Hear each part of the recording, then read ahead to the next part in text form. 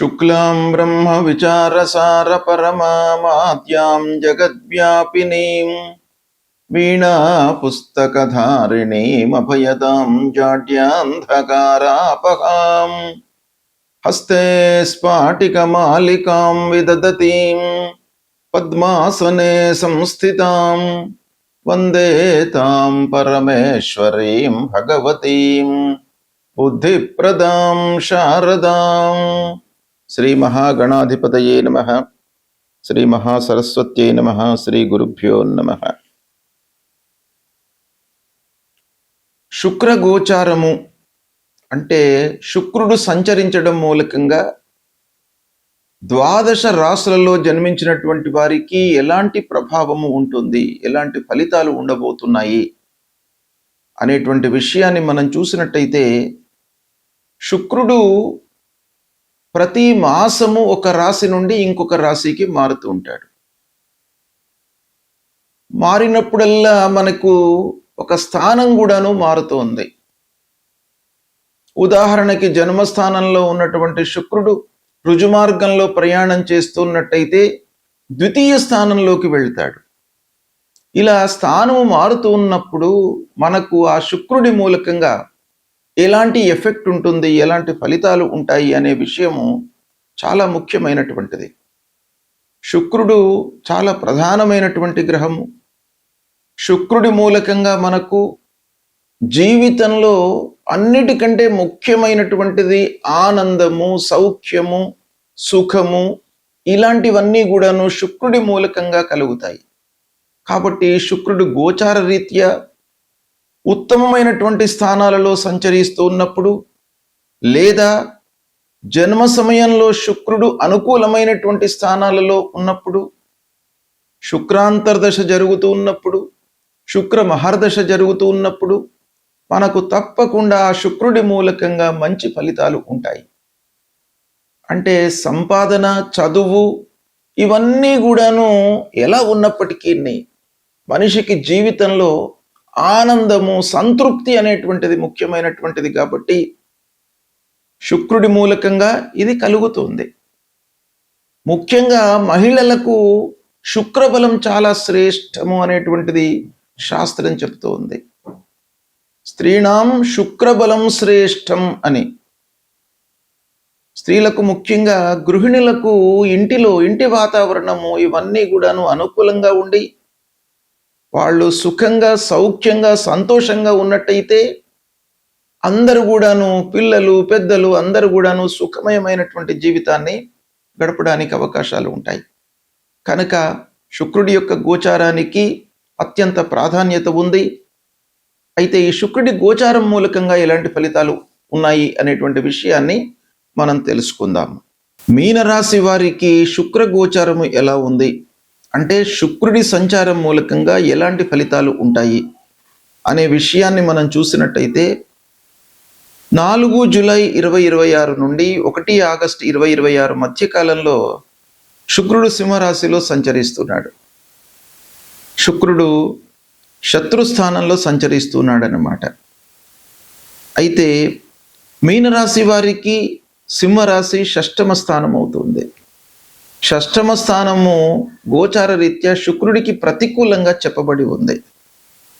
అంటే ప్రతికూలమైనటువంటి స్థానంలో సంచరిస్తున్నాడు. అందున శత్రుస్థానంలో సంచరిస్తున్నాడు. గురువు, శుక్రుడు కూడాను శత్రువులు.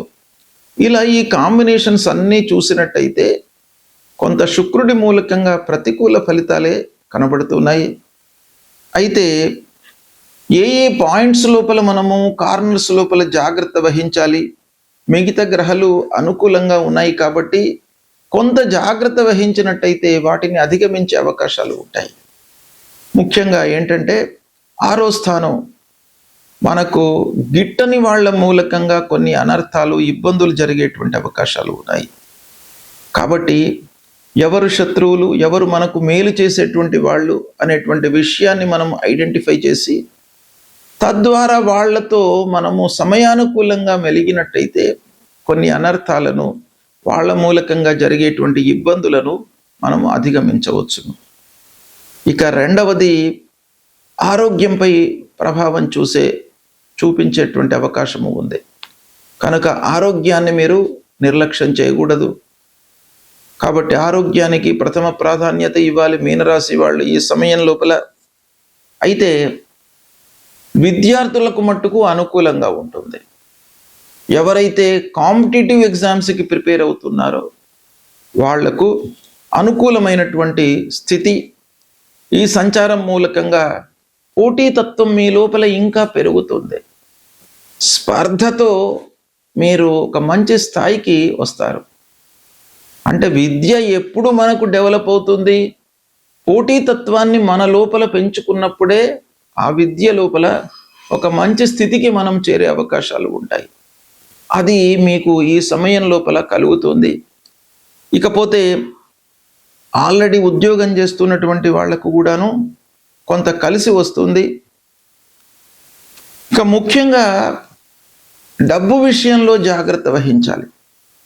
6వ స్థానం, అప్పుల విషయంలో మీరు జాగ్రత్త వహించాలి.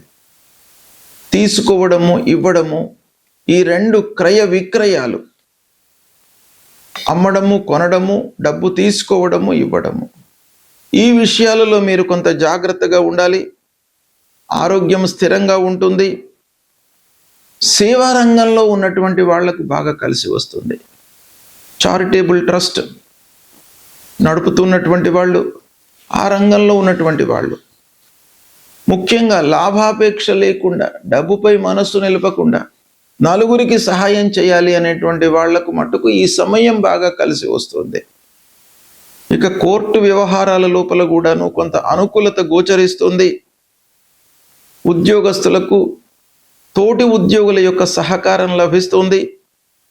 అయితే పని భారం మట్టుకు పెరుగుతుంది. పని భారంతో కొన్ని ఇబ్బందులు పడతారు. వ్యాపారంలో క్రమేపీ అభివృద్ధి కనబడుతుంది. ఆదాయము క్రమంగా పెరుగుతుంది. ఇకపోతే కొన్ని విషయాలలో మీకు ఆలస్యము జరుగుతుంది. అంటే ప్రారంభించిన వెంటనే మీకు ఫలితాలు రాకుండా కొంత ఇబ్బందులను ఎదుర్కొనేటువంటి అవకాశాలు ఉన్నాయి. భార్యాభర్తలు చిన్న చిన్న విభేదాలతో ఈ సమయం గడిపేటువంటి అవకాశము ఉంది. అంటే వారి మధ్యన చిన్న చిన్న అభిప్రాయ భేదాలు తలెత్తుతాయి. తద్వారా కొంత ఇబ్బందులు కలిగేటువంటి సూచనలు ఒక పక్కన కనబడుతున్నాయి. ఆరోగ్యం నిలకడగా ఉంటుంది. అయినప్పటికీ ఆరోగ్యానికి సంబంధించినటువంటి నియమాలను పాటించండి. ఖర్చులను నియంత్రించుకోండి. ఓవరాల్గా మీకు శ్రమకు తగినటువంటి ప్రతిఫలం ఉంటుంది. సద్వినియోగపరచుకోండి. శుక్రుడు ప్రతికూలంగా ఉన్నప్పుడు మనము పరిహారాలను చేసుకోవాలి.